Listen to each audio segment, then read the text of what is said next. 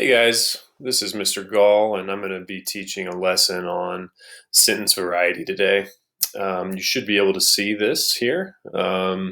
This passage I've written, I'm considering writing a story about this. And so I thought I'd share it with you today and talk a little bit about how to add a little variety to your sentences.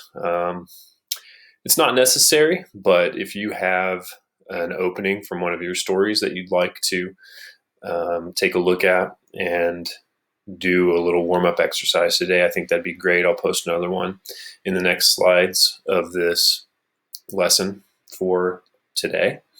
So go ahead and open that up if you'd like, and we'll use that for a warm-up after I show you what I'm going to do here. I'll just read this aloud, and I hope what you see is that there's not a whole lot of sentence variety just yet. John and Matt traveled to Warsaw together for a float trip. It was the 1st of July. They tied a canoe on top of Matt's truck, passing the rope through the open windows. They realized once they tried to open the doors that they'd fastened them shut. Instead of undoing it, though, they crawled through the windows into the cab and slid the rope in front of their chests like a seatbelt. Not a safe thing to do, but this is based on a true story. I will not name the people who did this, but there you go. The first thing I hope that you notice is that we're starting a lot of the sentences with the same either proper nouns or pronouns. John and Matt, they. This one has an introductory clause, but again, goes pretty quickly to they. And so the first thing I'd look to do when trying to add some sentence variety is to connect sentences that might tie together, add some transitions potentially, and then read it through again to make sure that it's as fluid as I'd like it to be. So I'm just going to read through this again and make some changes and hope you just follow along with me. John and Matt traveled to Warsaw together for a float trip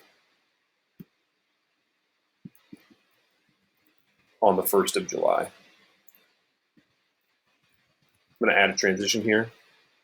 Together on opposite sides of the truck, they tied a canoe on opposite sides of Matt's truck. They tied a canoe. Add a little detail to the roof, passing the rope through the open windows.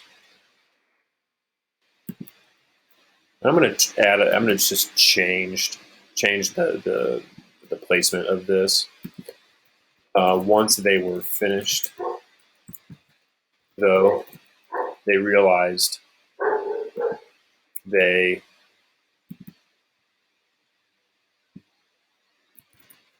weren't able to open the doors. They fastened them shut.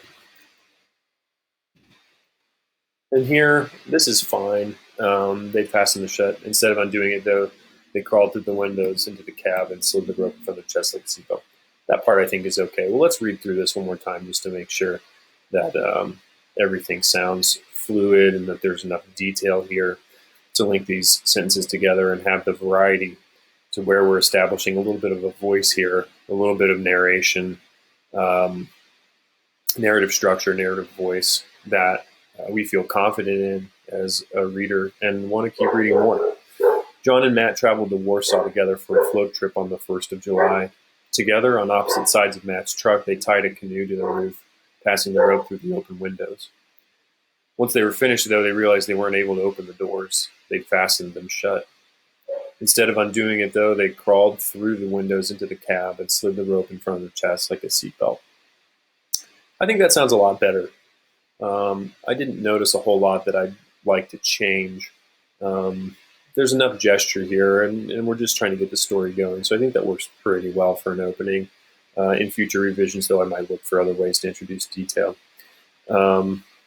Anyway, I hope this helps. What I'd like you to do is to take a look at your own opening for a story now and check for sentence variety, see if there are any redundancies, any repetition that's unnecessary that you could change. And we'll continue to work on this together in this exercise today and maybe follow up with another one tomorrow. That's a little more challenging. Thanks, guys.